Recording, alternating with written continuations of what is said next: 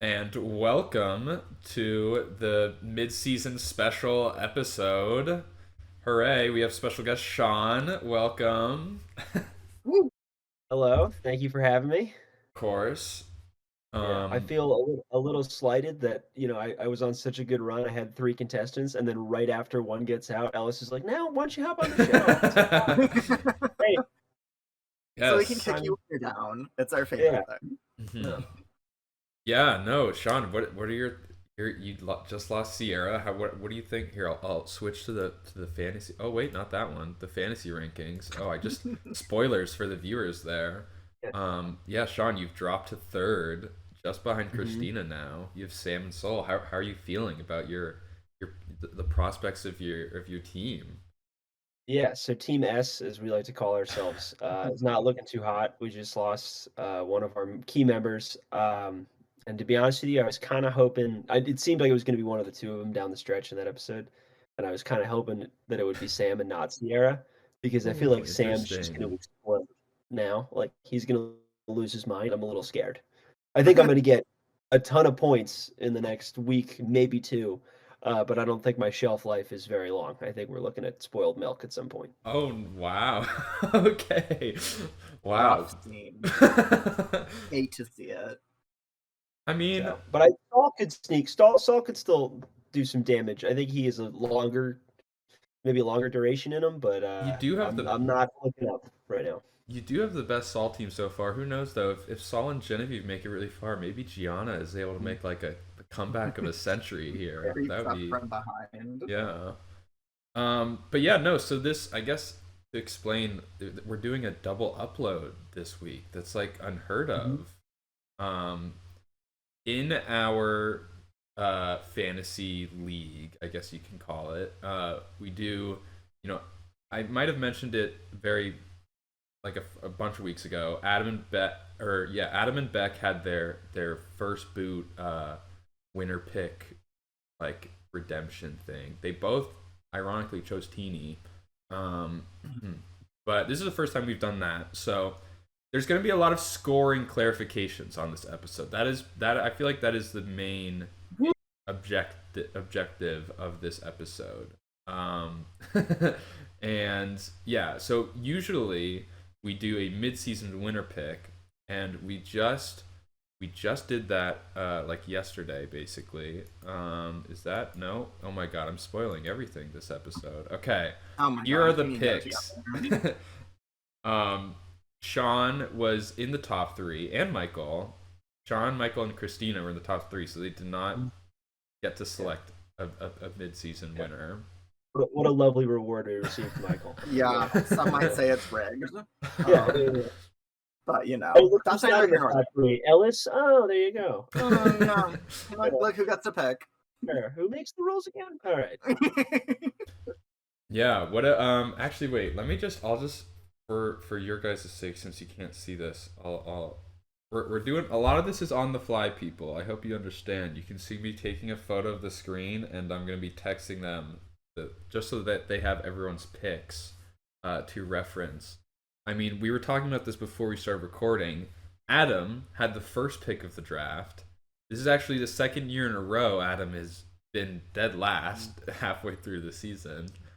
Um, Last time he picked Maria as his winner. Not a terrible pick, Not but not a terrible. correct pick, unfortunately. Um, yeah, I mean, Michael, as someone who has Genevieve, how do you feel about Adam selecting Genevieve? Not feeling great with the record. Uh, Makes me feel like she's gonna go home next week. And as everyone knows, and I've said multiple times, I will be quitting if that happens. So let's hope not, for my sake and for my sanity, or I will be here next week sobbing in full funeral attire. Mm-hmm. John, if you did have the opportunity to select someone, let's say you had the first pick, like who would you be Mhm. picking as your winner? Uh, that is a good question. I think I would probably go with Caroline. Whoa, okay. I know she didn't go incredibly high in the winter pick draft, but Mm-hmm. she probably would have been my first pick. Wow. Okay. So Emily with the potential steal there with the 6th pick. Okay. Michael, what about you? I mean, okay, like I love Genevieve. I hope she makes it far. I don't know if she's gonna win though. A little uneasy about it. I don't know. I wouldn't want to pick anyone that I've already picked. I guess I'd pick like maybe Soul or Rachel. No, Rachel. I'd want Rachel. I think because I think that Michael, would just be the most satisfying one. yeah, do you think because you're in such a like, do you think people that are higher currently in the standings would be more inclined to pick someone who they don't have because it kind of hedges their bets a little more, and someone who's like maybe only has one contestant left might want to pick that player because that would be their only shot at winning the overall league? Oh yeah, like definitely. I mean, personally, like for me, no matter what position I'm in, I would be picking someone that's different just to like, Okay. you know, Yeah, at least have diversify. different. Yeah, and I think it also gets me more interested in the show if I have different people I'm rooting for. Because if everything's on one person and they like fall, I will crumble. And I mean, that is a little bit of the conundrum I was in. Like, I ended up going with Teeny, who I already have on my team. Um, and I don't know. I felt like I was like, if I want any shot in really like jumping up this ladder, like I need to literally just go all in, like on Teeny. Like I could, because my reasoning was if I don't pick Teeny, someone else will have them, and then if Teeny wins, like that's gonna lessen my positives for if that scenario like happened. That makes sense.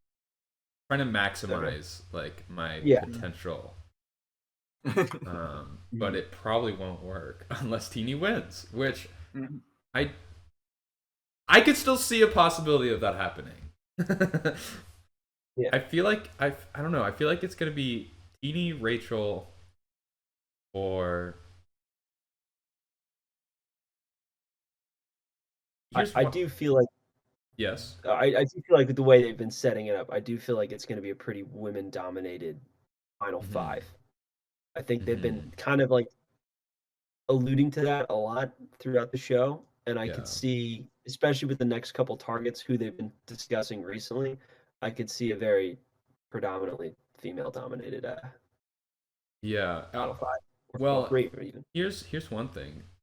Andy, once again, like in the merge social hour draft or whatever it was, in this draft he was picked last once again. Nobody wanted him. But I was surprised because I feel like Andy, his edit, I don't know, maybe his edit is just more alluding to that he might be like a 0 vote finalist. I feel like the chances of Andy making it far are very high. Yeah, I've got like two comparisons for Andy, which one being, I think I mentioned this prior to the show, is Brandon from was that 2 seasons ago on Yellow Tribe. Yes. Who was just like, if like Brandon had made it far, this is the type of game I imagine he would be playing, where he's just a mess throughout. It was like painful to watch at points. You're just like, I just feel for the guy. Part of you feels for the guy, but part of you's like, dude, I can't even help you.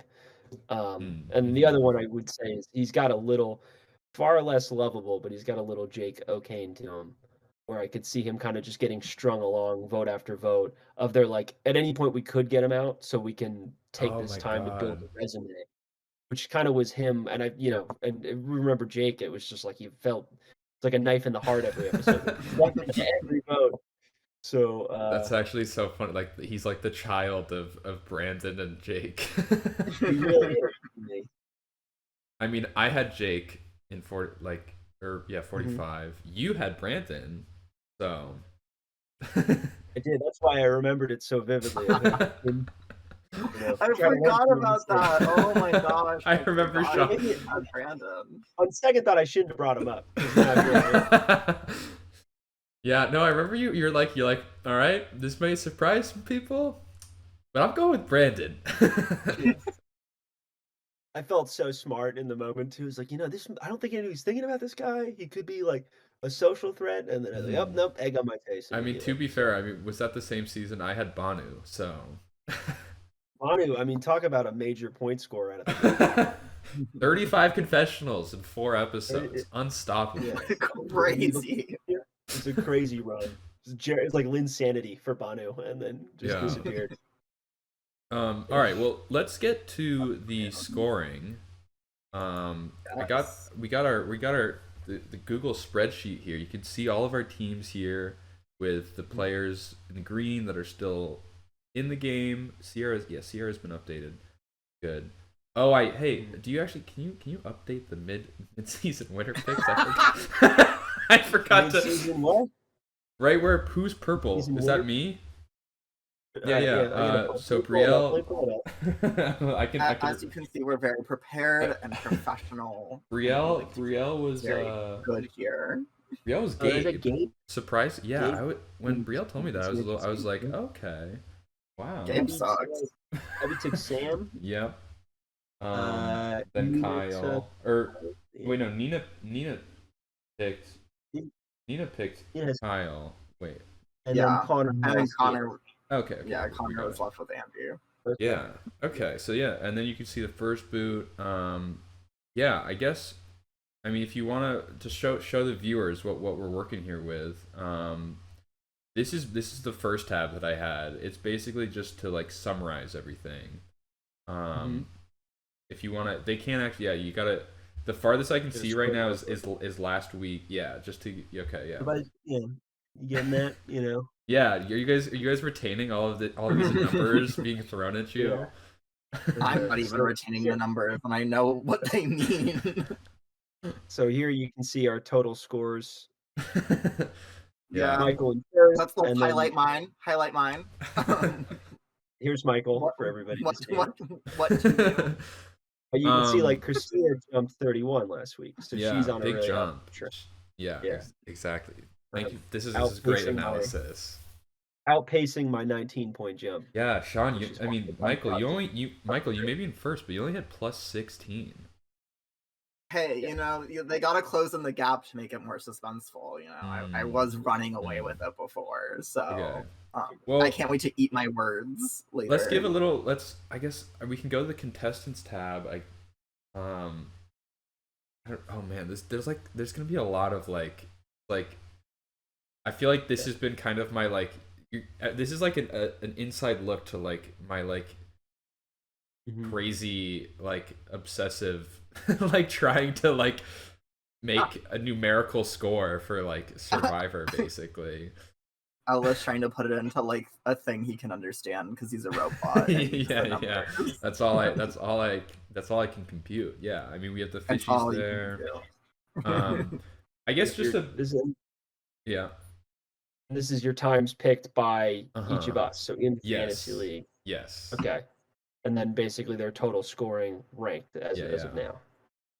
You wanna? Can we sort the confessionals? Let's see who's in the lead with confessionals right now.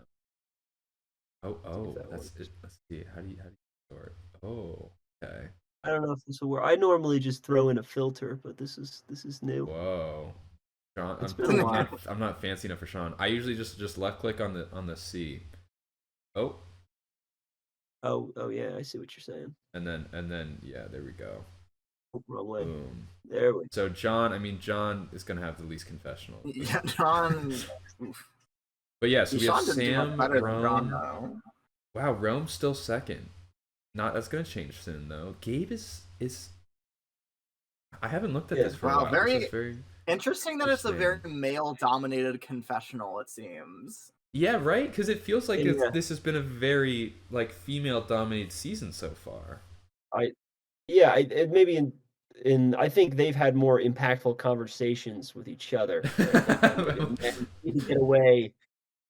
But the men are just talking to themselves. Yeah, per usual, I guess. I do think they've used Gabe's pretty up in confessionals, Gabe and Sam, and I think both of them have kind of. I remember how in the past season they used Drew as almost like the show's narrator to explain any game element or dynamic.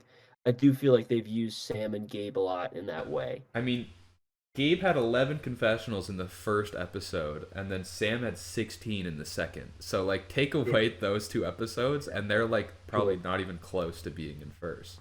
Yeah, I know I said a moment ago that I thought Caroline would be my winner pick. I'm shocked how low her confessionals are. I've sworn 18 to me is shockingly low. Lower than Tiana. Like, yeah, and like Kyle, I kind of expected. He's a little quieter, I think, but to me, she's had a much more social impact on the game than maybe it's being reflected in the scoring. Yeah. Caroline has had a consistent. She only has 18, but she's had a confessional in every episode. Okay. Genevieve got 0 in the second episode. Should not have been. Kyle got 0 in the fourth, and Sue got 0 in the seventh. The only other late. Yeah, the only Tiana got 0 in the third episode. I mean, she's gone now, so who knows what that has to entail for Genevieve, Kyle, and Sue. Like, maybe they're, I don't know. I know. Shout out to the Survivor specialist. Phil is a big on, if you get 0 confessionals, you're not winning. So yeah, I don't know. We'll see. That's bad news for Adam with his first pick and Genevieve. And I mean, both of those, like, out of the 3 players, like, 2 of them are mine, so that's, like, not great for me. 2 of them are yours, and they're the only ones that you have left. Yeah, only ones left. So it's not looking great. My first place standing may not stay that strong. Yeah, I guess let's just for a quick like summary. Basically, everyone gets 3 points each placement they last longer, except for John. He got -10 for being the first boot. And that would be on performance scores here. Yeah, placement points. Yeah. So I gave John a 0, right, and then TK has 1. Yeah. So basically, you just multiply that by 3. First boot, you get the -10. This actually, Sean, if you go to the very end and you like to the total, or actually give the quantitative is there. Yeah. So you might be able to. Guys all getting that. Yeah. So in this case, C2, which the row C would be the first boot, is -10 points. -10, and then idle is 10 points. I'm trying to look at that. What's after? I can't see the left side of what's after idols? Oh, votes. Okay, yeah. So you get a point for each vote you nullify. This actually, I'll want to ask you guys about Shot in the Darks and how we should score that. But individual immunity, what is that? That's a +6. And then advantages, that's also +6, right? Yep. Correct advantages is 3. Yes. Sorry, I fake idol. Fake idol made is 2. Successful fake idol is 3, which we've seen a lot of fake idols. Not a lot of successful fakes. Yeah, we've seen a lot of macaroni necklaces, we'll say. Yeah. So this season, I've been keeping track of the tribe wins and the individual reward wins and the tribe immunities, all those things. I think I haven't been counting them in scoring yet because it kind of seems redundant. From like I looked at last season's, and I guess this probably would have been good to have. I made a bunch of like charts from last season and like everyone's scores, and it's like if it's factoring in like if they win a pre-merge immunity challenge, or like, and if they don't, and it like doesn't really change anything. If anything, it's only it literally doesn't change anything. I don't know. I don't know if it's worth. If I could ask a question though, I think part of the appeal to of a tribe immunity win or a tribe like challenge win is to kind of nullify early confessionals in a way where the losing tribe tends to get a lot more airtime, and an idea of like giving the immunity giving that reward to a team for winning a challenge basically as a consolation prize because they're not going to get nearly as much airtime. Yeah, I think I think that was I agree with that like that thought, but I think that's trying to I like when I went back to 46 and tried to like figure out what would be the best way to score it like in retrospect, I guess in a way, which maybe is also not the best thing to do if you're doing it in hindsight, but like having that like that argument seems like to keep the scores kind of closer like at the beginning of the season where like they're gonna eventually even out the farther everyone gets, you know, so like it seems like you're trying to like keep things even when like they're gonna eventually work themselves out down the road anyway. Yeah, I don't. So yeah, I don't know. They're not being the tribal wins and the reward wins are not being considered as of now. I don't know, Michael. What do you have any opinion on this? I would consider them. I think I kind of am leaning towards Sean's point of like, and plus any reason for points is fun. I like points, so always pro points. I had 2 people on Yellow Tribe, so who didn't win a lot of challenges. So maybe I should start arguing against mine. Well, I mean, Yellow only didn't win like what the first one, and like one of the other. I think Red lost the most in the end, right? Or I know it was Blue pretty even. It was pretty even. They all went to tribal at least once. Yeah, it wasn't like past seasons where there was just one disaster tribe. Yeah, I think the other point about like taking this out is that, well, I guess it ultimately like it really doesn't matter because okay, so this is what I was gonna say was, I think the reason why I had it at first was like, oh, this is another way for pre-merge players to get points, so that it's like a little bit more even. But it's like the merge players are also getting those points, so like it's not like a way to like level the. It doesn't balance the scores. It doesn't balance the scores in terms of pre-jury pre-merge versus merge players. So yeah, I don't know. Yeah, that makes sense. That if it's just redundant at a certain point, then there's why kind of like do it? Yeah, it's kind of just like a blanket, like everyone's getting points. And I don't. More points are fun, but like. I think so. Love a good point. Okay, well, I think it would just dilute the value of points later on if there's more points to earlier players. Yeah, I mean, so yeah, I guess I'm still trying to figure out if we want to. Are we making a decision now, or do we want to like at the end of this episode kind of make the final decision? If we haven't been counting them at all, I haven't really noticed anything. There's never a point where I'm like, oh my god, this score seems really unfair. So I guess it doesn't matter, to be honest, because this whole time, I'm not gonna lie, I thought we were. So the fact that I didn't notice, I think I think backs up your point where it's like it doesn't matter. Yeah, I could, I threw in a for devil's devil's advocate argument, but I at the end of the day, I think it is kind of redundant to throw him in there. I think the other thing was like, oh, like a guy like Hunter, he's literally winning all of like, or it's hard to tell. It's like, is it how much credit can you give one player for carrying someone? Would you have given Claire points in past seasons for sitting out? Yeah. Okay. So. All right. Well, let's move on. I mean, the advantages get a little confusing because it's like, how do you get points?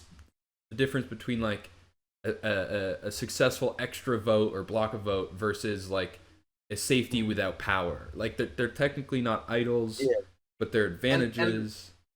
And also, like, those, like, one-time things where it's, like, the things that, like, Sol and Genevieve got, where, like, Genevieve was, like, her only advantage was skip to the second part of the challenge. Right. And Sol's was, like, give something to, like, Rachel.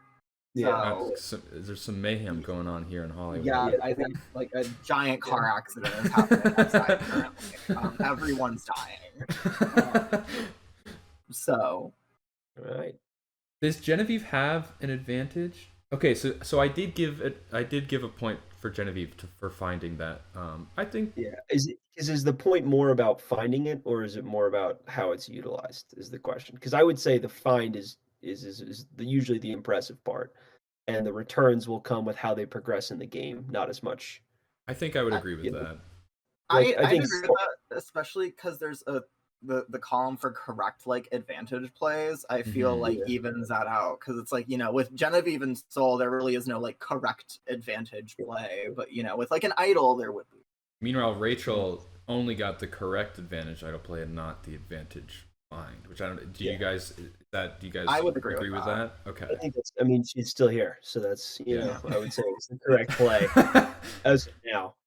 Now, Uh, so the fake idols was the fake idol made is +2, and then successful fake is a +3, right?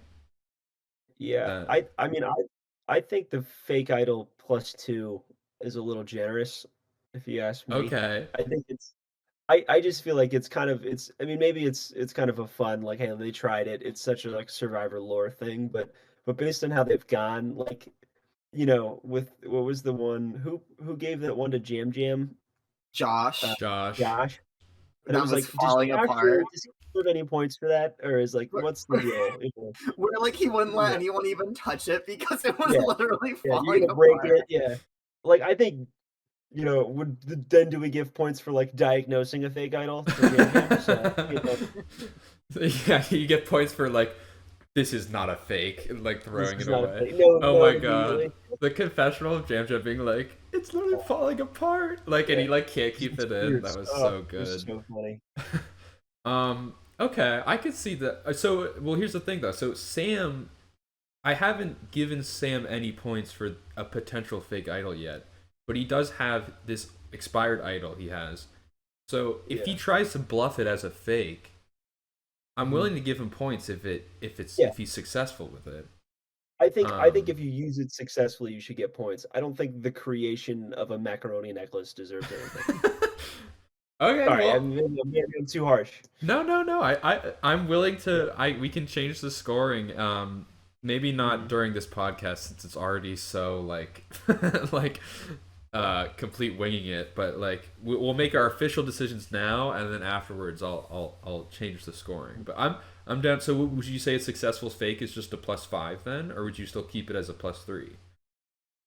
Because I feel like when we were originally, I remember we originally made this score during like 45 or 46, and the Uh-huh. thought behind it was you get +5 in total, 2 for the making of the fake, 3 for Yeah. the successful. But then with a case like Sam here, he never made it. He's already gotten points for finding the idol, Mhm. So I mean, Yeah, I wouldn't say it was like I wouldn't say it's a fake idol, but like if he gets someone to play his like nullified idol that is useless now, that's Mhm.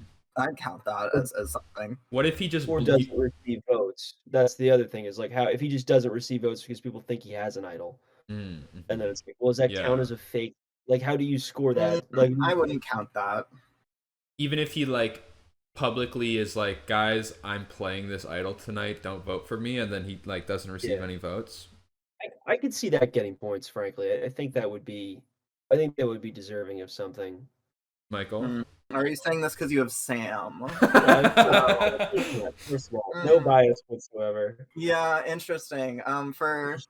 In case anyone didn't, completely memorize who all of us have, Sean's the only one with Sam. That is so...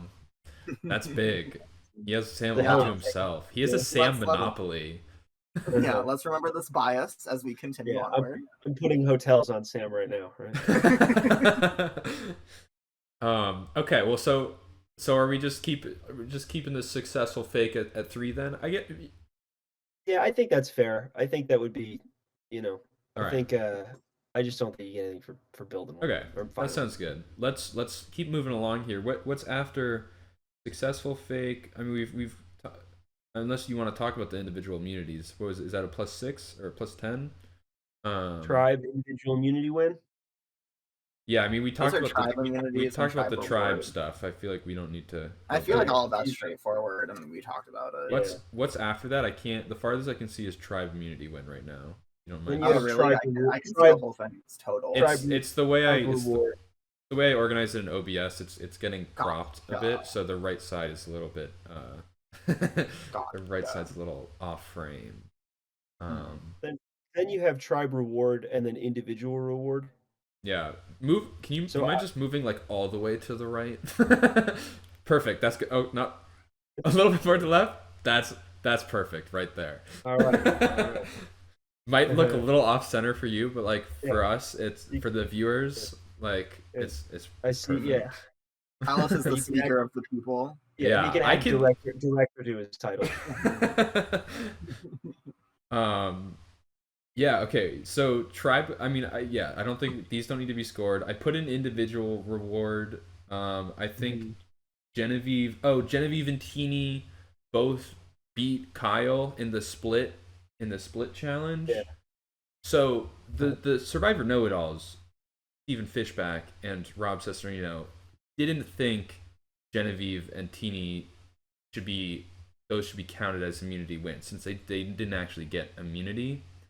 And so Because it's team immunity, kind of, but they kind of just won the reward to like not go to tribal in a sense. Like it is immunity, but like they didn't get like individual immunity. If anything, it would be closer to like a tribe immunity win. Yeah. They were also I can see why they came to that logic. I feel a little like, shysted, like, oh no, come on. But I also kind of see like, that makes sense. Yeah, so I mean, I have a 0.5 for them right now, because they both outlasted Kyle. But this isn't being scored right now. I also have TK. I put TK as a 1 because he beat Asia in the premiere, getting the tarp and the machete or whatever. Maybe it wasn't a tarp. Maybe it was just the thing. They were in the little hunt and they had to go in the ocean to get the find a little buoy. Oh yeah.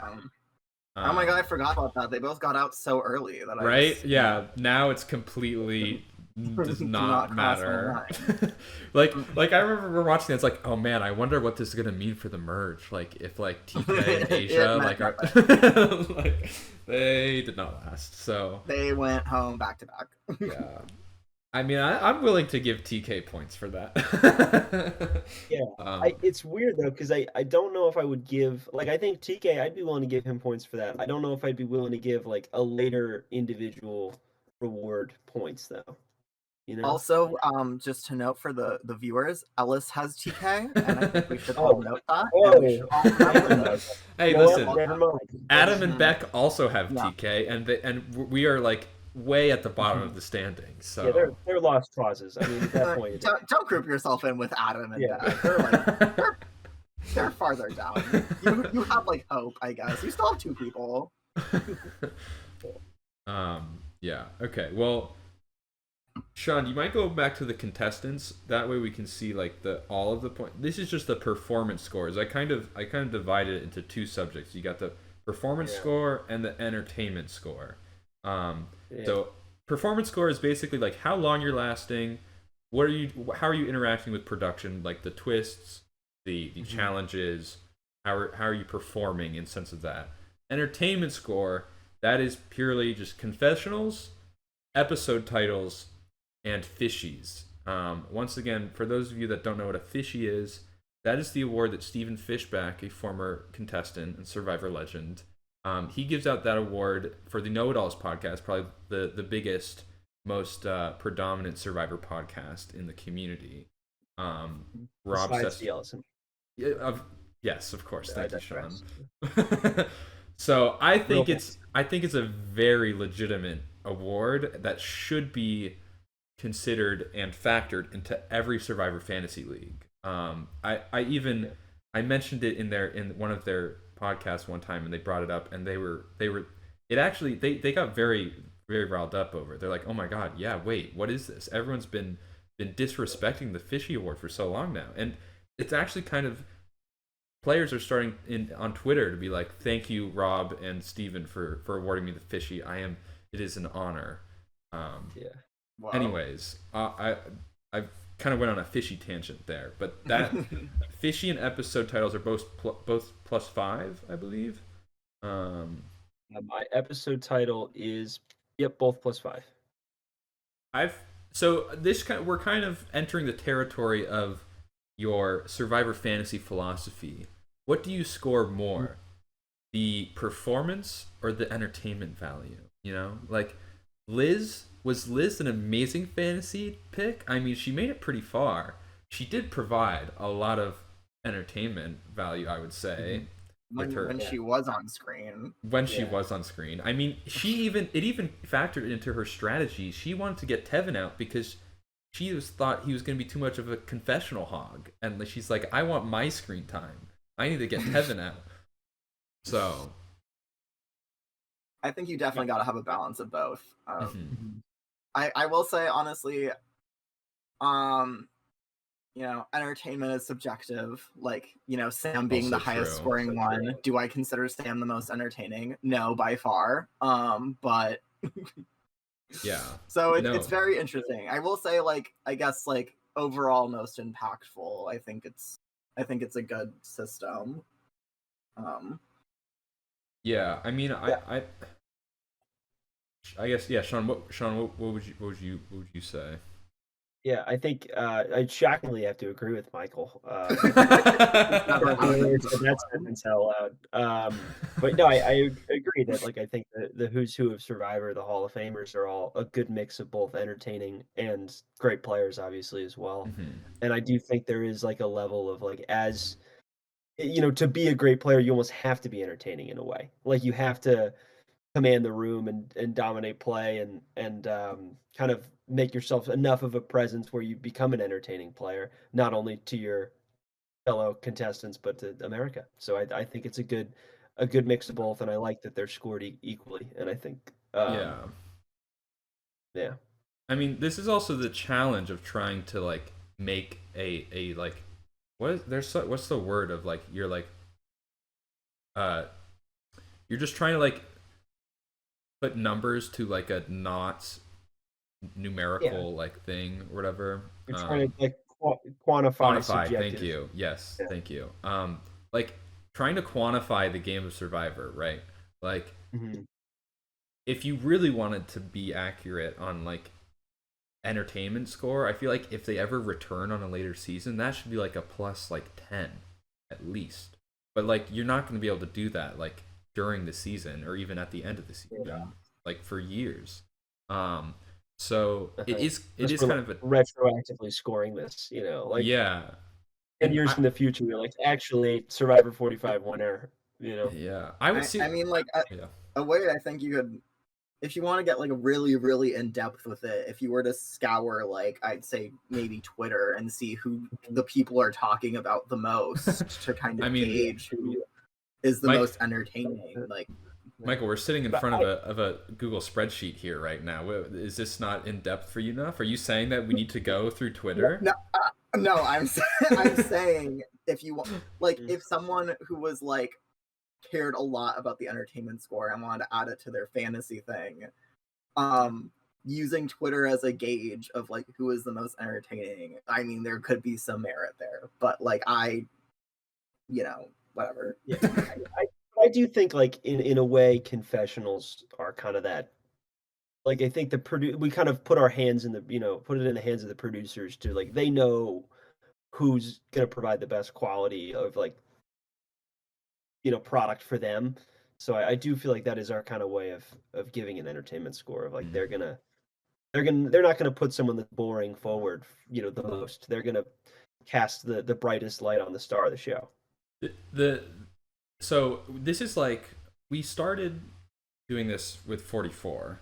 I mean, Sean, you have your the original scoring doc from way back when. The OG draft, yeah. And something I've noticed through the years of doing this, the editing of the show changes the scoring a lot.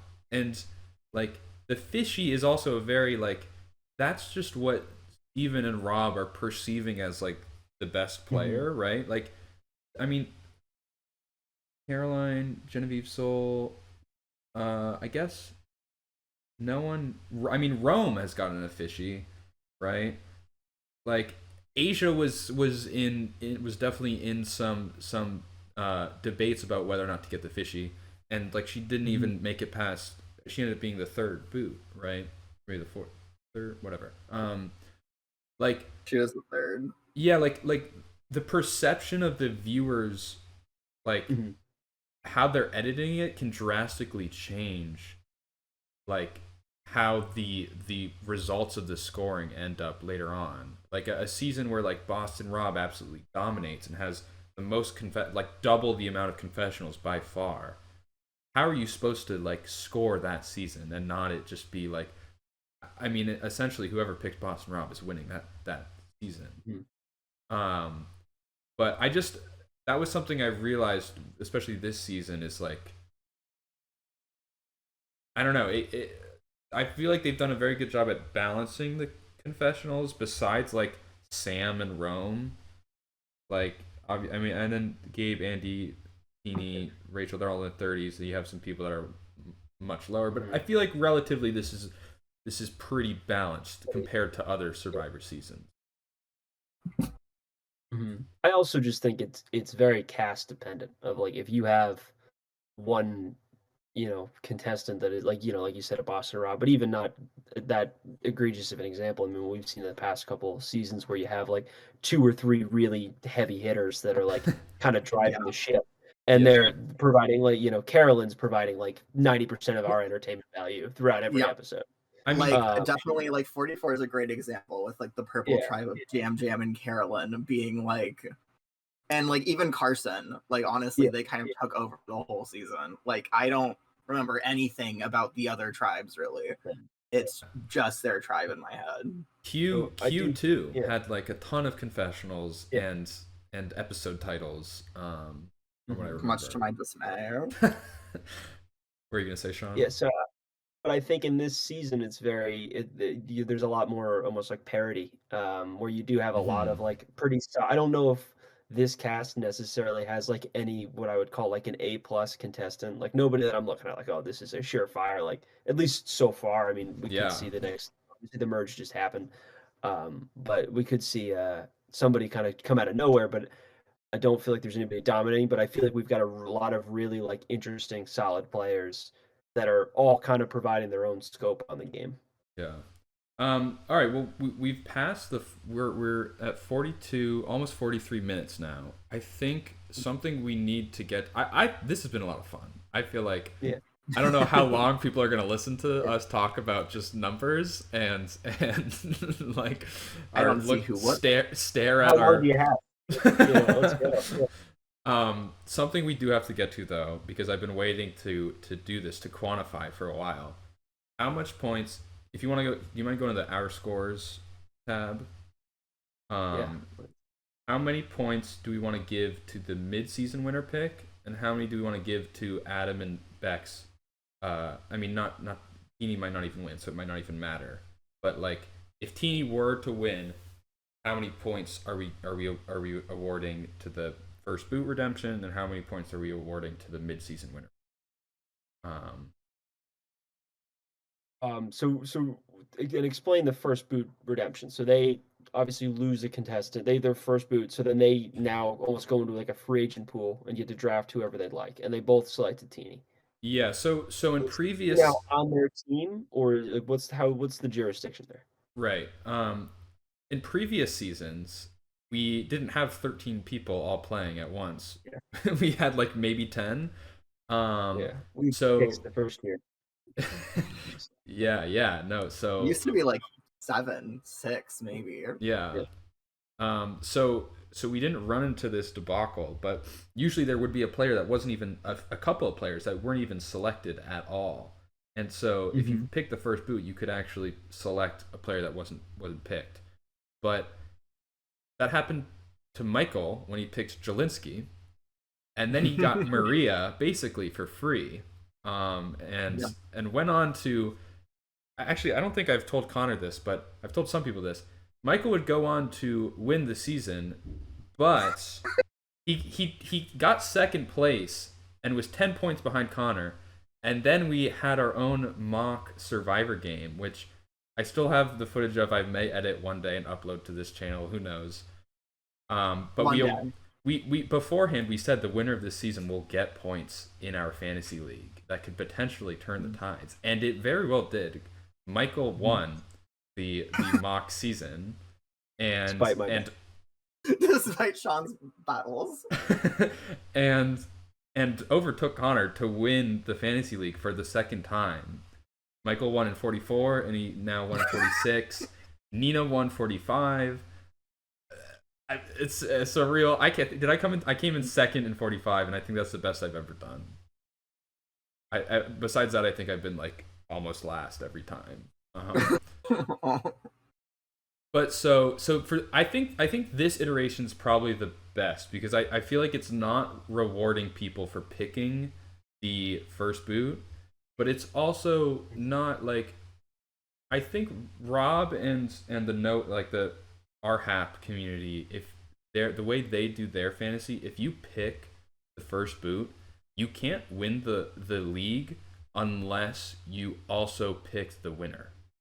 There's like a clause there, which is a little interesting. But I guess I don't know. From my standpoint, I wanted to try and be like you're really quantifying like each player as accurately as possible.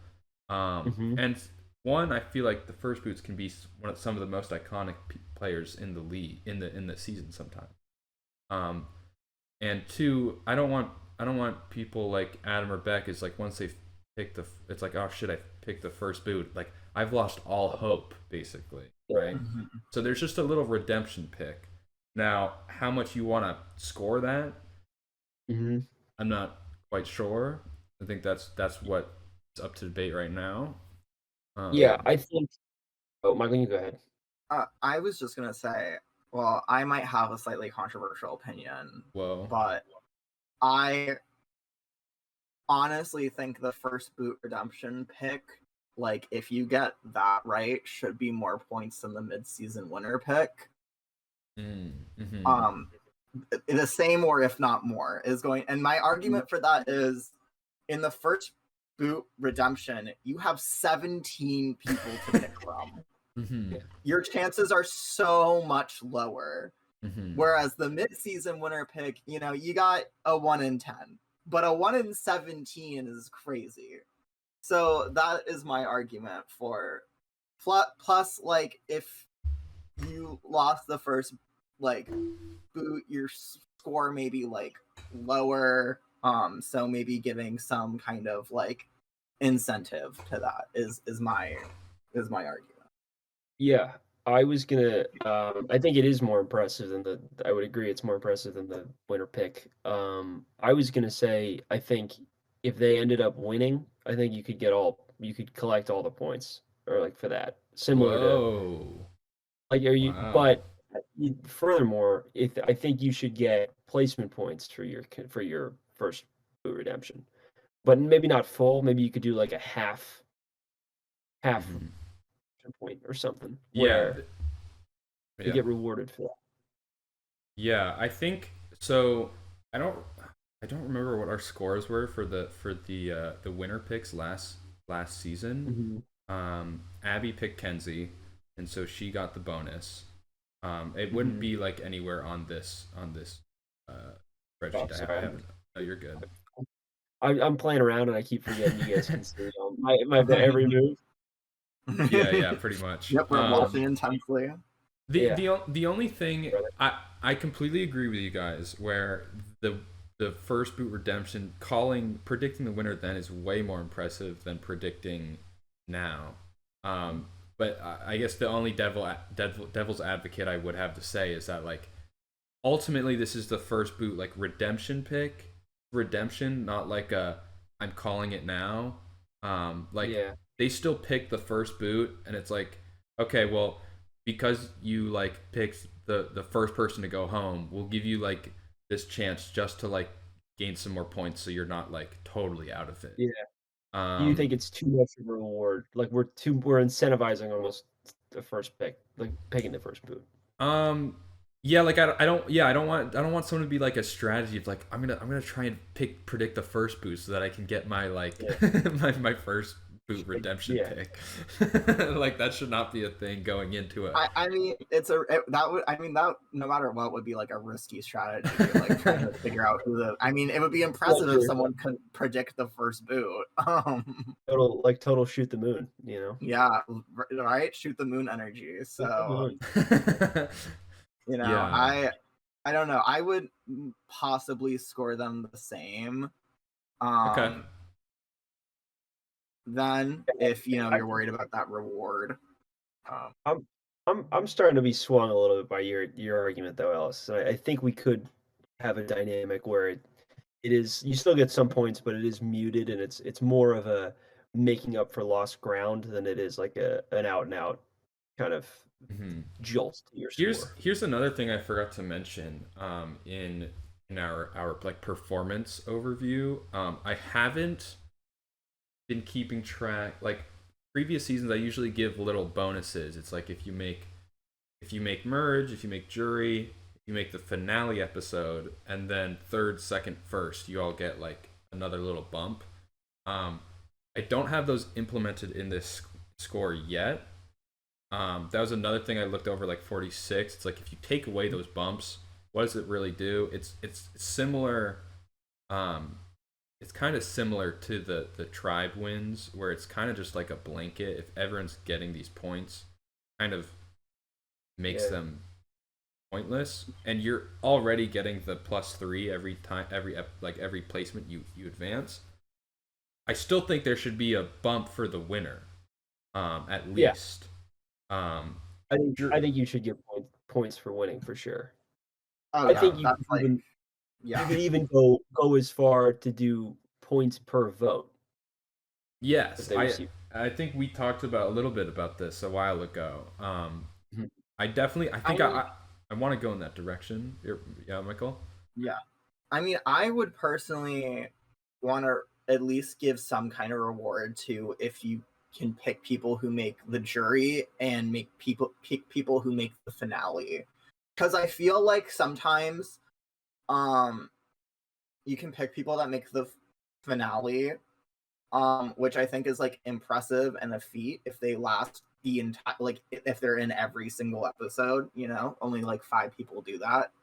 And also there's usually, at least in previous seasons, there's been 1, sometimes even 2 people that are sitting in that like finale that have kind of been like undercut by like editing. So giving that kind of some like, at least, because you never want to be in a situation where it's like, well, I guessed who got 4th, but they got so little points that it was like whatever.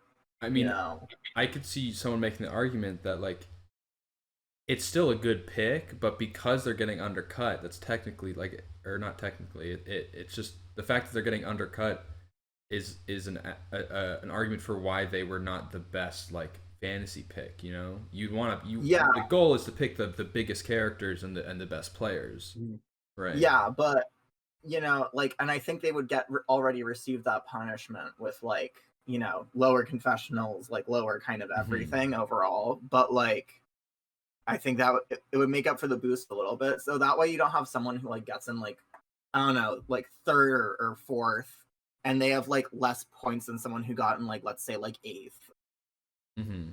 Like, or like, I don't know, in this case like Rome has so many points that it would be like, I mean, if Caroline goes the direction she's still going, like it's possible she might end up with like less points than Rome, even if she makes the finale, which I don't think would happen. But yeah, I mean, it begs the question, and this isn't to say I'm disagreeing with you, Holy Michael, because I do, and I think I'm kind of following. I'm agreeing with your logic here, but it is the devil's advocate question would be like who made a bigger stamp on the show? Would be the person that kind of went out with a bang and they got him out early because they were a very momentous player, or like the sack of potatoes that the 2 other contestants dragged them. Yeah. Another thing, not to not to add on to Sean's point, but like the person that might be getting undercut, they are they before I was giving them the bump for the finale, right? But they're already getting the bump to making it that far placement wise. And all of the confessionals they've gotten like for lasting that long. Maybe it might not be a ton of confessionals, but like Yeah. if they were to go home earlier, they would still have a lot less, possibly even less than they did at that point because they didn't make it as far. Okay, I'm convinced. I see the argument. I still think, and I do think, and it can be very menial, but I could see them getting a bump for being on the jury. I think that's a pretty big. I think that would be the So one off where you'd give them a bonus. For if that. I switch to the do I not? Oh, I don't. I took away the the player rankings. I replaced it with this spreadsheet thing. I can't show it to the viewers, but Shauna, actually, I'd be interested to hear your reaction to this. Tiana ended with 47 points after being eliminated. Sierra got 43. So she actually got less points than Tiana. Yeah. Now the main reason why this is the case is because Tiana had 2 episode titles, and Sierra. I think a lot of Sierra's content was unfortunately like narrated by either Sam or Andy. Like she still got Male erasure. Male erasure. Yeah. What's new? It's unfortunate. I was expecting Sierra to make it that farther. I think is kind of crazy. Yeah. Because if you were to ask me who had more of an impact on the game, Tiana or Sierra, I would say Sierra hands down. Because I don't know about you guys, but to me, Tiana was not like the most memorable person, and I feel like Sierra had much of a bigger part in the game than Tiana. I would agree. Sierra, I think when I think back on this season, I think Sierra is going to come to mind a lot quicker than Tiana would. But that said, I think the episode titles I think really do swing it. I mean, that's a huge bonus. She got 2, which is a huge bonus.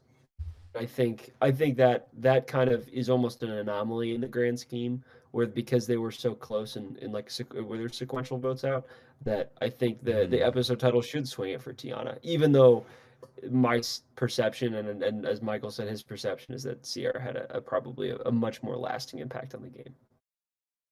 I think like I would be up to maybe lowering the episode titles from like 5 to 3 maybe, or we could give, I think maybe not like a bump for just making jury, like for everyone making jury, but it's like if you're like the first juror, that could be maybe like a little more memorable, so maybe that could be like a +3 just to kind of offset. Maybe, I don't know. I think if you're going to give jury points, it's got to be across the board. Yeah, I'd agree with that. I think, and then you could give, but then you'd give final 3 points because you wouldn't want those 3 contestants to get almost like less points because they didn't get voted out. So then you'd have to give, if you were going to give jury points, I think you would have to give at the very least equivalent points to the 3 that made the final 3. Yeah, I'd say if not like more. Yeah, if not a slight, even slight or larger bump. Would definitely agree with that. I don't know. What are your thoughts on that, Al? Yeah, no, I think a +3 for the jury, like across the board. We could definitely do that.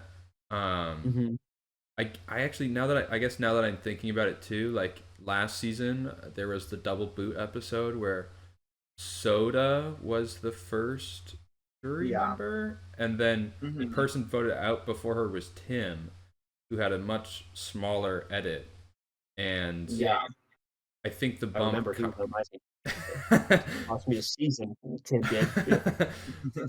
Yeah, so like that, I think out of all of the like placement bumps, the jury is probably the most like it's the most valid because they're showing up in every single episode at the end of during tribal. Yeah, and they're not going to get any they're not going to score any more points once they're on the jury. Right. But they are going to still have such a pretty significant impact on the rest of the game. Yeah.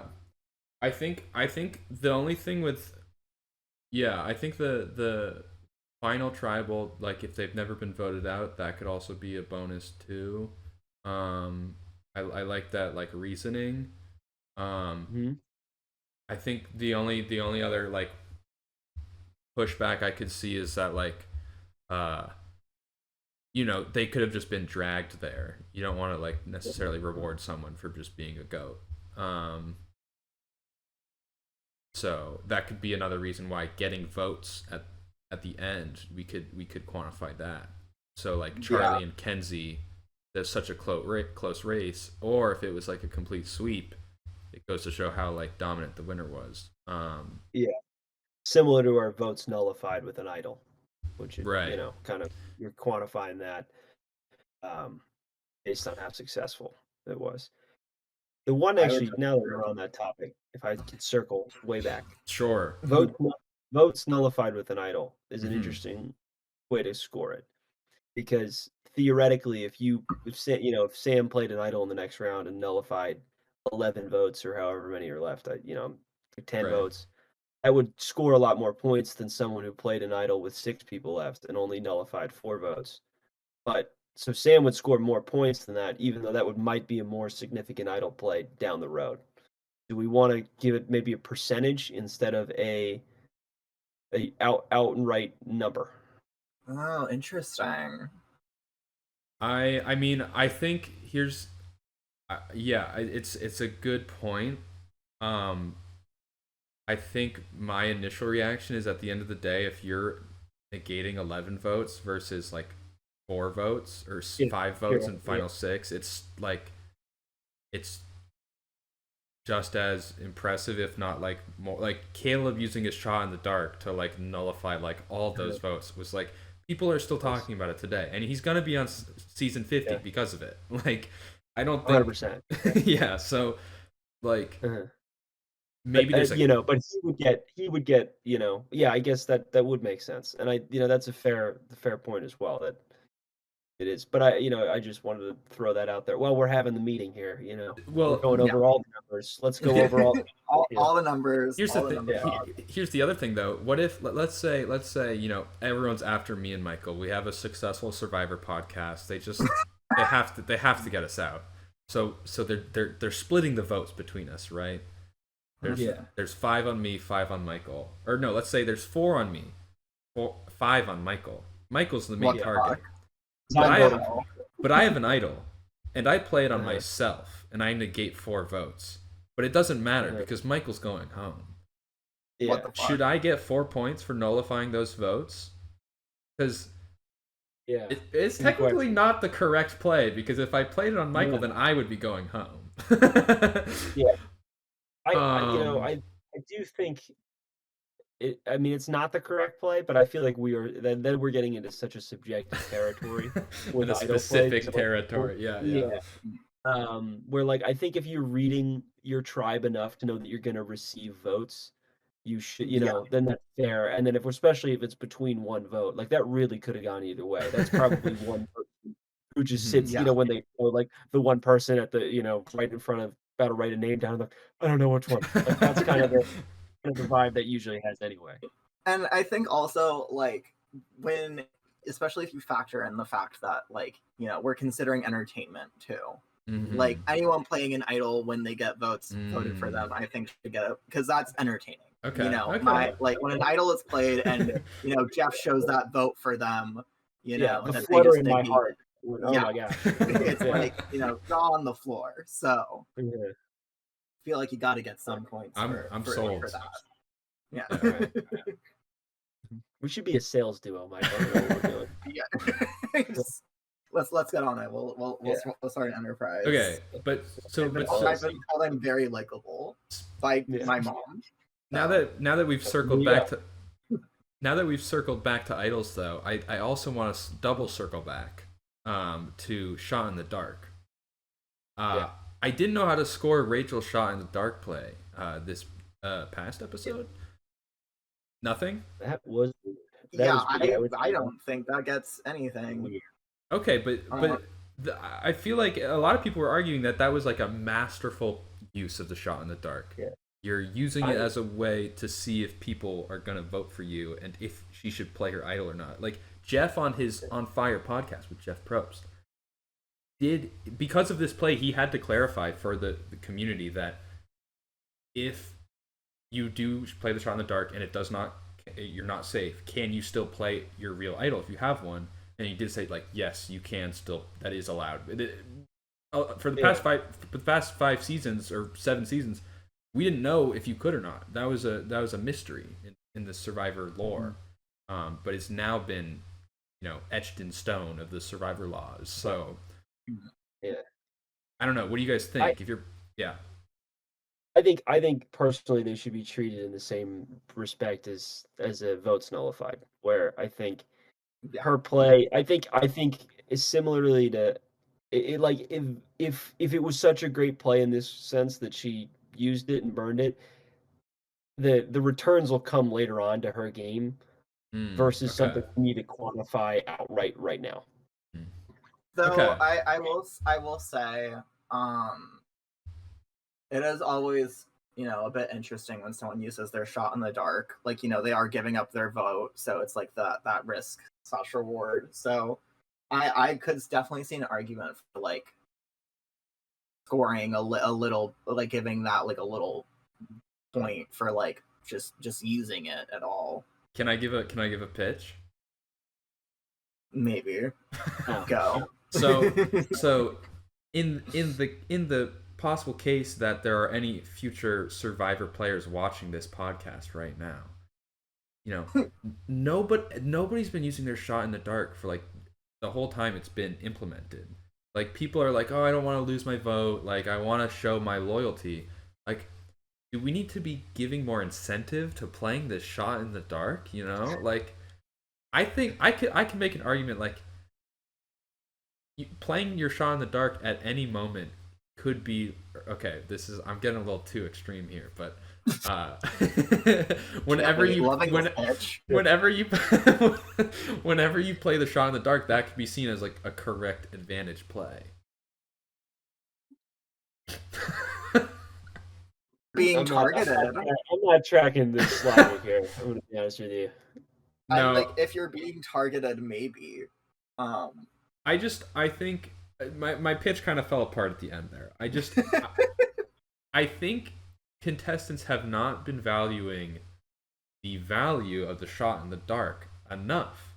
And I think this season is the first time we've seen someone use it in a way that wasn't just purely like, shit, this is my only chance, like this was the time someone proactively used the shot in the dark. That is my argument. I didn't personally see how it did very much at the moment. Okay. Maybe, 2 episodes from now, I might be shooting you a text like, oh, like, oh, holy Toledo. But as of right now, I think if I think the returns will present themselves to Rachel's game if it was a great play versus like, I just don't think like, unless you're nullifying votes in the moment, it didn't have really any impact on the episode. Yeah. I mean, Sierra should have played her shot in the dark. Yeah, she didn't, and you know what? Didn't get any points for that. So. Cool. Okay, shot in the dark. I feel like we're like writing like Bill of Rights or something right now. Like we're getting through like the founding fathers went through. They did it on a Discord call. Yeah. Until like the group chat watches this and disagrees with everything. Get the eraser out, boys. Let's go. We're gonna get shit on after this. No, this is permanent marker, baby. There's nothing changing. Okay. That's always a good way to run a league. Like every season I've had to change the scoring, and it's not because I want to make the most accurate form of like a quantifiable scoring system for Survivor, and like laws, they have to be rewritten. As some cases. Yeah. Okay. Let's get back on. I think we've completed our circling back. We're circling ahead to where we were. I don't really. Where were we? Can someone help me get back on track here? Great question. I think we were talking about final placements. Oh yes. Okay. Using votes, jury votes towards a contestant as points. Yes. Which I think we settled on yes with. Right, but now it's deciding on how much. Yeah. Oof. So okay, wait. So we're giving a bump to jury. Um, do we give? I guess the only other thing is like, are we giving a bump? I feel like we definitely are giving a bump, regardless of jury votes, to the winner. Ultimately, even if you win by one vote, you're getting it's the winner takes all. So you're getting that bump. We'll have to decide how much that bump is. Do you give a bump? The finale bump, I could see it, but I also still I feel like we've had a reoccurring of like that bump is being that bump's being shown in placement or confessionals or other things. How many more if you like between a 3 and a fourth place, third and fourth place, how many more points are you getting per placement? Right now you're just getting 3 for each placement. So it's just like a linear thing, and then additional 3. Hmm? You're getting an additional 3 for making it to the final 3, basically. Yeah, I mean the finale is final 5. Like Michael, I know you mentioned that a couple of times. Yeah. Oh yeah, shoot. So like my survivor, old age is showing a little bit. I mean, we're over an hour now, which I think is completely fine. I'm willing to this to go on as long as possible because this is not just for the podcast. This is for the like we're sitting down. Yes, and we're deciding on the official scoring that honestly I think any Survivor Fantasy League should use.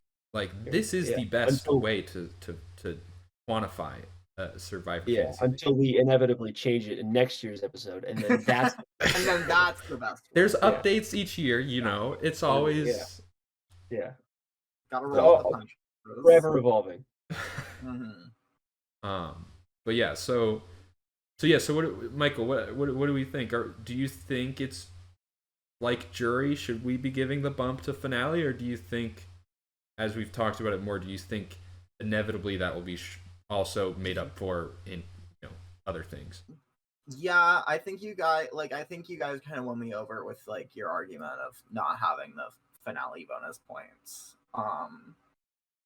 So I would be fine not giving points to finale, but I think points for jury because I also thought like, if you are on the jury, you are, appearing at tribal every episode and, giving some reaction. So you are giving some entertainment value overall, like to the rest of the season, though very small. So,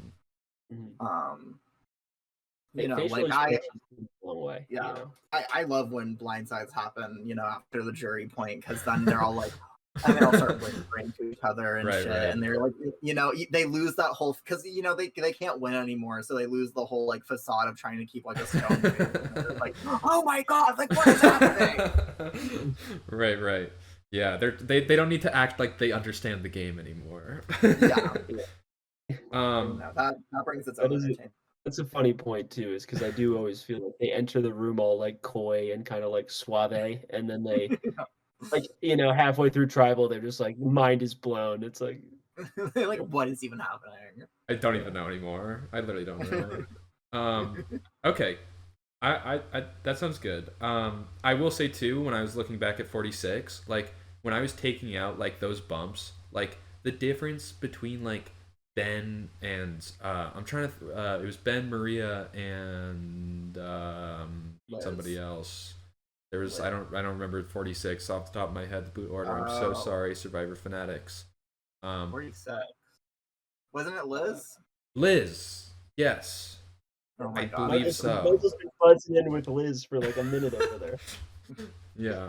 I like kept saying Liz like 8 times, and I was just like, "What is happening?" Well, this is like, who could? Yeah, I mean, basically, like the little bump of the finale was like, I mean, Sam already has what 84 points in total. Like a little tiny bump for making the finale for someone is not going to make a big difference. I mean, maybe then we should make it more, but I think ultimately, like, yeah, we have the placement points and the confessional points that kind of make up for the finale stuff. Yeah, okay. So I guess that brings us to the winner bump and then the votes to win bump. How big is the jury? It's like what? There's 11. I mean nine people in the jury. Last year there was an even number though, I think. N- Because I Yeah, remember wait. being like, I think it was an even number. I think there was 10 last year.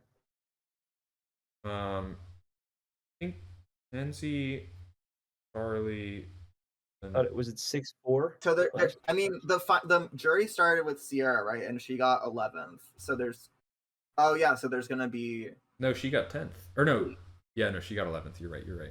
yeah. And so there's a gonna final be 8. 3. Okay, so 8. 8. Right? Yeah. That makes sense Right? because it can't be split 3 ways. They wanted to make sure there couldn't be a 3-way fucking tie. No, Yeah. wait, but didn't Kenzie win by 1 vote? Or no, if Maria she switched her vote, there would have been a tie. Yeah, so I thought it was an even I think number. it was 5-3 Okay, with that Kenzie and that sounds right. Charlie. Yeah, I think you're yes. Uh-huh. Kenzie won 5-3. Okay. Yeah. I guess just to use that as a reference, Kenzie won with 5 votes. So like now she's already getting the winner bump, right? Of let's just say it's 20 points right now, or we don't have to think about that right now. Let's Around that, yeah. I'm trying to like if each winner, I'll just throw it out there. Let's say each vote to win is 5 points. Like if you get 5 votes like Kenzie did, that'd be 25 points. Charlie would get 15 with the 3 votes he got. But if you swept, you get 8 points. You get 8 votes, and that would be 40 points. Like, does that make sense, or should we maybe go lower? Should we go higher? What do you guys I think we go lower. Sons. Or lower. I hear like you guys from my angle, like you both said at the same time, like the complete opposite things. Yeah. My only defense is that again, this is coming from someone who had Kenzie last year and did not win the final. I think because other people had Kenzie too. Yes. But I do think that it should be a I don't think like whoever picks the winner should win that season. I think it should be a whole season of scoring that should lead up, and that's why I think it should be less points per vote, especially if you're already getting a 15 to 25 point bump. We're not going to say a specific number, but we'll say 15 to 20. Okay. Yes. Okay. So then, in that case, Sean, what would you propose for each vote? How much it should be worth? I think 3 points per vote would be fair. I'd agree to that. That way, Kenzie would have gotten 15, Charlie would have gotten 9 last year, which I think is a pretty solid bump in addition to their placement points. I think that's just like enough of a, that's more like juries. You're getting 3 for being on the jury. You're getting 9 for finishing second. Okay. I'm down with that. And then if it's like a 3-way split, like third place gets 1 vote, second place gets 2 votes, and first place gets 5 votes. Third place would be getting a +3. They're still like, I guess in that case they wouldn't necessarily be dragged to the end. I mean, yeah, maybe 3 is too low, but I just think you don't want to like outpace everybody else in the league, essentially just by like the winner. Because if it is a sweep, then it's like, all right, well, nobody else is gonna have a chance if they get 40 points in that week. Right. If that's the case, most people's contestants didn't get 40 points. If they get a clean sweep, then they'd be getting 8 times 3, so what, 24 points, with the additional winner bump after the fact. Which I think is still surmountable by the rest of the league. So maybe that would make it challenging to defeat that person who had the winner, but they would still have to have like a decent second player. There's also the mid-season winner pick and the first Boot Redemption that we still haven't put a number to, which I just remembered. Yeah, Oof, all right. But maybe this is Long good way that to we're go. doing the winner first to Yeah. then do the Putting I- on some tricky ones. You know, maybe what we could do is the mid-season winner pick and the first boot pick are the same as picking the winners, but they don't get that plus per vote. Interesting proposal. Like, I could be I can, you know, down to that. yeah. Sell me a little more, Michael. What do you think? How much would well, you that make? was actually my entire plan.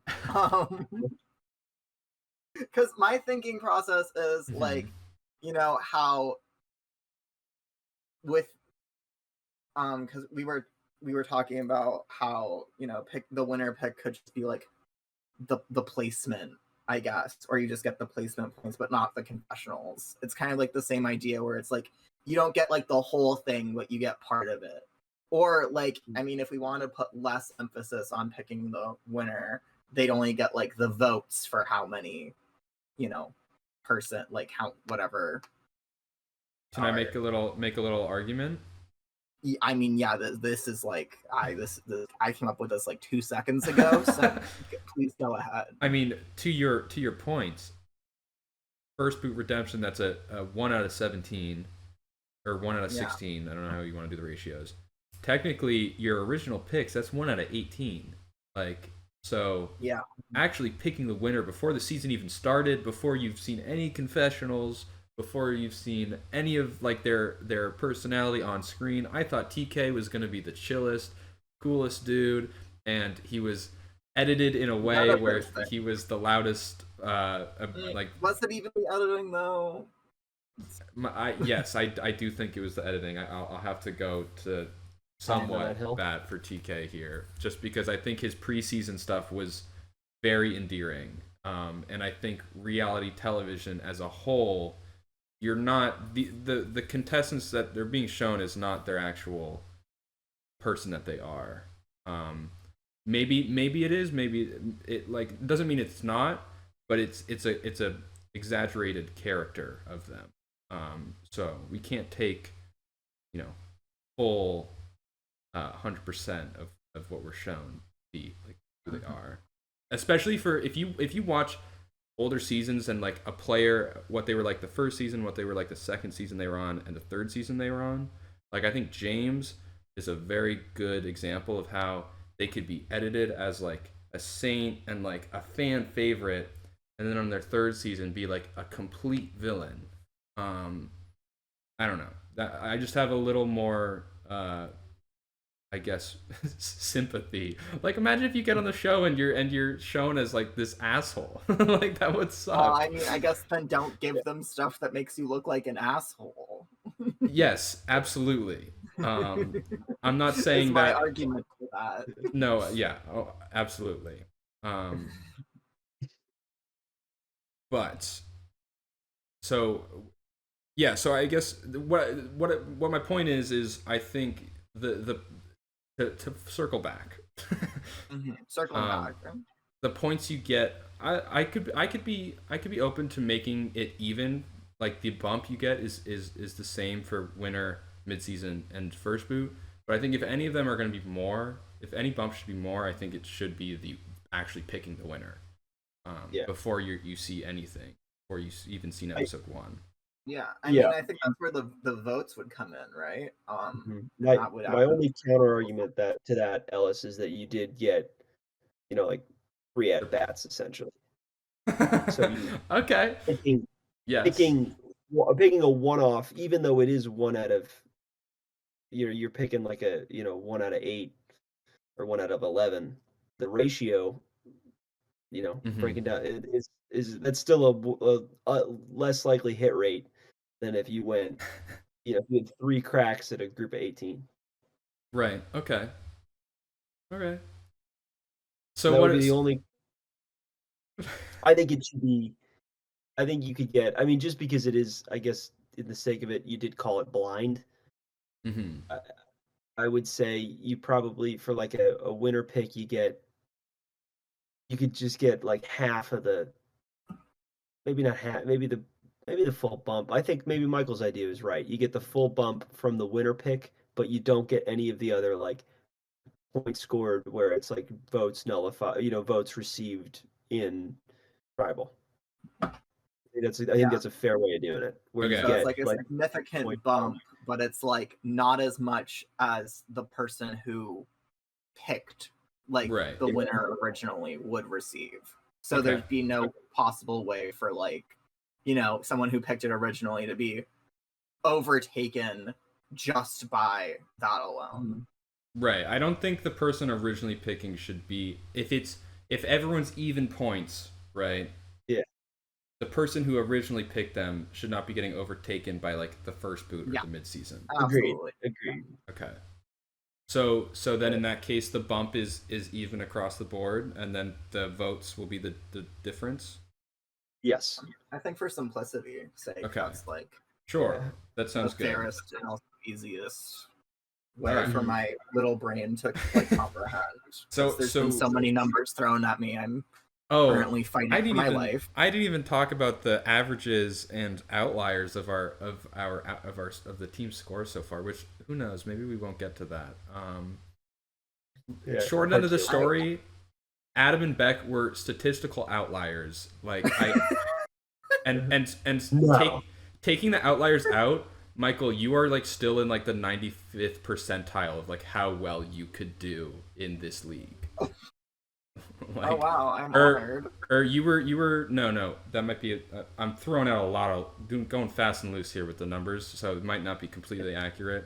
I think your score, the 214, taking away the outliers, Beck and Adam, you're not statistically considered an outlier, but you're literally like 0.5 away. And if you do the numbers with the averages and stuff, that puts you around like the 95th percentile. Yeah. So I'm just so good at predicting. Here's an element you could include. So I'm ready. a big fantasy football fan. Okay. And at the end every week they'll have like the perfect lineup. So I think this element of the show, something you have to, but maybe something to think about is you could have like a perfect lineup for each week and then a perfect lineup for the season season, like, oh, if you were going to do, after this is who scored the most points here, but here, in this given week, but here might be the perfect, the top 3 of the season and how many points they would have had. So how, Michael's got 214, right? Is that correct? Yes, I believe. But but the total, he's got 214 out of a possible 240, which is, I mean, you're like right there, essentially. That's not very far off of like the best you could do. Yeah. Maybe that's kind of a, because there's not boost my ego, so I like it. Overall, feeling a lot of pats on my back right now.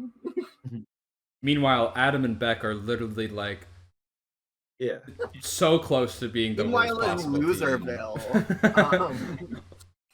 I mean, could you imagine if they picked if like Adam or Beck picked Asia as well, and like they had the first 3? Like that is like literally that's insane. That would be crazy. Well, we talked about what do you get for shoot, like we mentioned earlier, but I remember in our early stanza, I like to play hearts, so I always throw the idea of like a shoot the moon clause. And if you pick the first 3 boots, do you like win the league? The only way to like combat that is you get the top 3. Yeah, it's like that's more impressive on it picking the first 3 than just flopped so bad that it's honestly an impressive feat at that point. Yeah, I think Ellis looked at me like I had 3 heads when I was trying to push that. No, I just looked at the timer. We're almost at an hour and a half here, and wow, this is like I've loved all of this. This is great.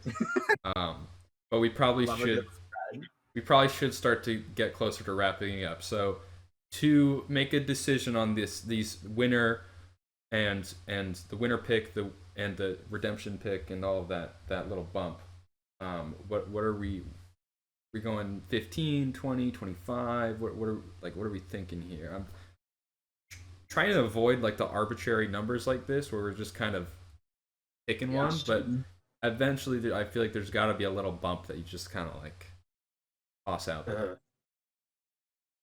So yeah, what do you guys what do you think?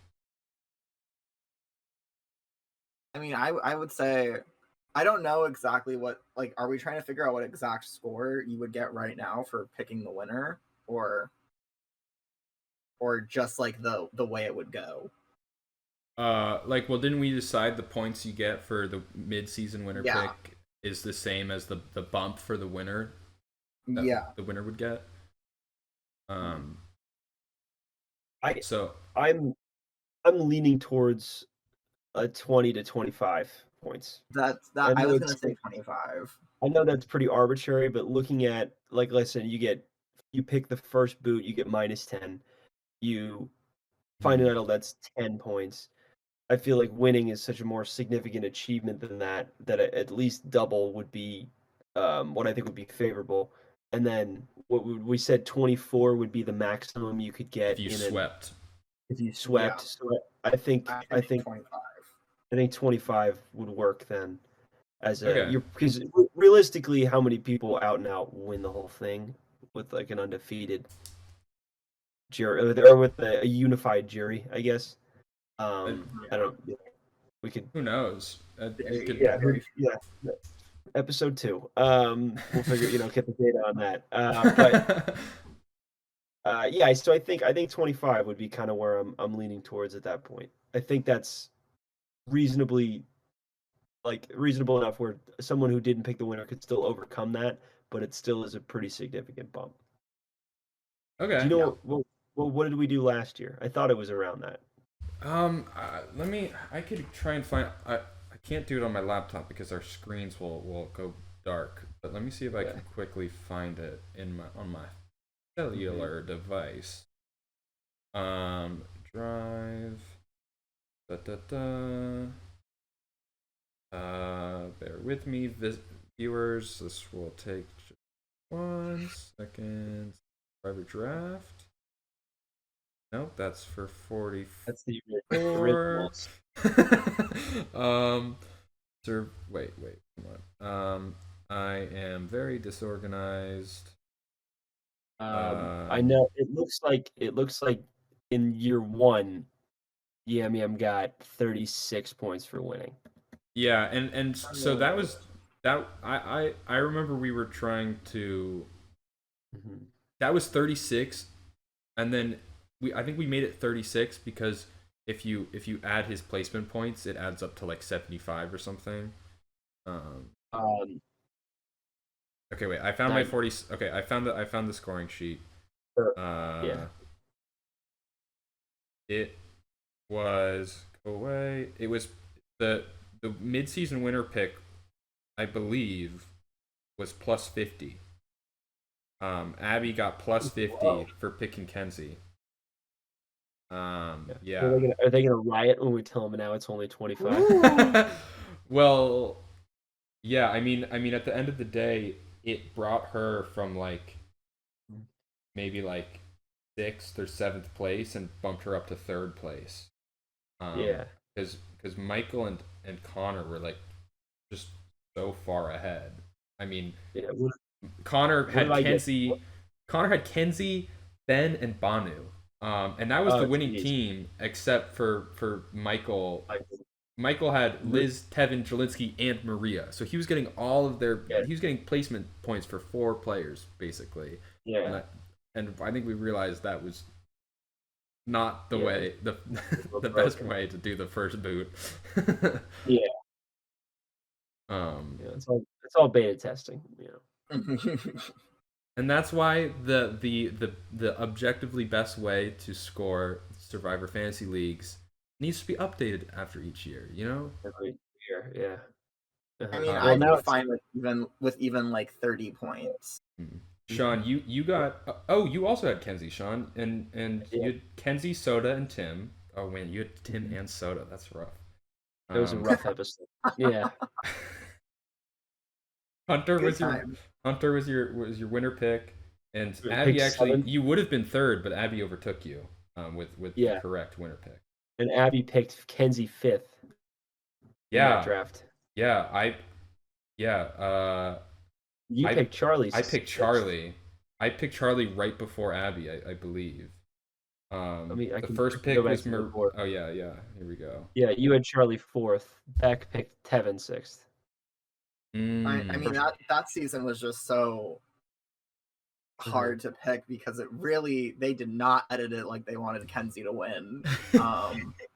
Yeah, and then she did. So I thought for sure it was going to be Charlie. So yeah, especially towards the end, it was really gearing that way. Yeah, I mean, so that's one of the reasons why I feel like it's so hard to quantify Survivor, because like each season alone is so much different. Like I would be really interested to go back to like season 1 and like use our scoring system and apply it to season. Like they don't even have advantages in season 1, so like all of that. Have we not score advantages? No, season one just doesn't have advantages. I see. I thought you meant to like our scoring system, but applied to Survivor didn't start till we started this. Yeah, this league actually. Till our fantasy. We are Survivor. I guess Survivor, Sean. Survivor off season. Let's go through every single season of Survivor. Yeah. All right. No, we don't. I'm gonna have to take some time off. It's gonna be, but we'll do it. Yeah. Okay. So. Yeah. Oh, dude, they already have that. We could already find that. We got Survivor Reddit for it. So are we saying 25 for the first boot, mid-season, and winner bump? I'd say 25 to 30, but I think honestly this is something that we should probably discuss with everyone else in the league, especially if it's going to be such a big drastic change too from how we've done it before. Dude. Hey, I'm trying to have a democracy here. Okay. You little spreadsheet tyrants. I mean, you're already getting. Here's the thing: you're already getting placement points. I think a 25-point bump is fair. I think Abby going from what you said 6th to 3rd, I think that's a pretty steep jump. Like, I don't think people should be like Michael in your case, right? If you're leading the entire way, you're up by more than 30 points the entire season, and then at the 11th hour, someone sneaks in because you picked the 2nd place winner and they got the 1st place winner. I think you would rightly so feel a little shafted. Yeah, I go with that, but I would want to I'm definitely saying that it should be lower, but by how much is I think. Something that can be. To be fair, you asked me how many points was the midseason winner pick like before, and I literally couldn't even tell you. And I was like, oh, it's 50 apparently. Like, I don't know how much we take that into like consideration, I guess, because that also had like a completely different placement scoring with the bumps at like jury, merge, and finale. Yeah, there were more points last time. Yeah. We were handing out points like it was Halloween. And I loved it. I love points. I'm still game for 25, but I could be swayed to 30 if you guys are. Yeah, I feel like 30 may be good. The only thing is, I feel like the 5-point difference, like whatever. 25, 30. I feel the only thing I could see is I could see 30, but I don't know if like all 3 of these categories should be 30 points. I don't know. I'm that's making me lean back into like maybe they shouldn't all be even. Jeez. But I don't want to overcomplicate things. Yeah. I mean, I feel like what stops it from being even is the voting thing. Right. The votes that you get. Because the voting is only 3 points per vote. I feel like we don't want to bump up the bump too much where that completely kind of overshadows the votes themselves. Okay. That makes sense to me. So 25 just across the board for first boot, midseason, and winner? I think for right now, yes. I can live with that. Yeah. Okay. Then I think that's like concludes all of the scoring. I'll have to put this all into description for the viewers to Yeah. watch and look at, because I didn't make an actual like thing to show on the screen of the scoring, so it'll be hard to keep track. But I mean, my brain right now is swimming in numbers. I haven't been this involved in numbers. dude, I didn't even not even in college. I'd say high school. let you know what the standard deviation of our score. I was so happy to calculate that. Oh, All I right. don't Off understand. screen, Ellis, you and I will go another hour. You know? Yeah, Oh my yeah, gosh. yeah. You guys have Great. your little alone time with yourselves in the spreadsheets. I know that's really needed. Yeah, no, that was a lot of fun. We are at an hour 40. I don't know who's gonna Oh watch my this. god. Yeah, no. I'm gonna have to. The chapters are gonna be a pain in my ass to go through this whole thing and chapter up. But Yeah. I'm willing to do it. Like, how many chapters is it going to be? Like chapter, when we do immunity idols, and then like later circle back to immunity idols. And then circle back to immunity idols. Immunity Idols Part 2. Oh, yeah. We didn't finish them. Guess what? We did it a fourth time.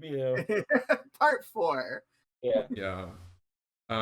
Yeah. Well, with that in mind, with that past us officially, the scoring now made clear. Our viewers and the people in the league can now they will no longer be confused. Ellis, what do you mean? I dropped 3 placements. What the hell? Well, if anyone's dropping 3 placements because of our decisions, then I think we did something wrong. No, I'm in general. I feel like this has happened throughout the season. Like Conor was like, "Why am I last?" And it's like, well, like in the whatever. This is anyways. I mean, I think the important thing to remember is that no matter what, Ellis is cheating for himself, and I think that's something we all need to keep in mind as we continue forward. Yeah, I think it's a great point, Michael, especially considering that you've won twice. Thank you, Sean. I will say, now you have your official, anytime someone asks a question, Ellis can say, well, did you watch all hour and 45 minutes? That's exactly. Did you? And did take you? notes, throw notes. Yeah. Yeah. You're not a loyal Michael and Ellis show podcast listener, then I won't answer your your opinion question. doesn't matter to us. Yeah. Yeah. All right. And well, it's nice that we can make this into content versus just a 5.5-hour conversation in the living room between Ellis and I. So. Yeah. Oh, hey, Mom. Yeah. Oh, what did I do last night? Oh, I spent 3 hours talking about the scoring of a fantasy league. What? Yeah. What? Oh, I should be doing something more productive? What do you mean I still have to pay rent? Mom, I found a job. I can afford to do this now. Okay. Well, with that, thank you, Sean, for coming on this record-breaking, like, longest episode to date. I would hope. Yeah, I think you could be I would love to have you back on later in the season, or maybe an off season. Another one of my contestants gets eliminated. Could be tomorrow for all we know. Could be next week. Yeah. Hope one can hope. Hopefully, Sam will be out and we'll be sitting right back here. Mm-hmm. Yeah, that's true. If Sam goes home, you're the only person we can bring on. That fake idol is going to come in handy next week. I'm feeling it. Yeah. Do you want to give a prediction real quick? I mean, just to stretch out this episode a little bit longer. No. I think Sam's going to go nuts in the next episode, but I've been feeling that. I've been feeling a Gabe boot coming soon. Ooh, okay. And Sean says Gabe is going home.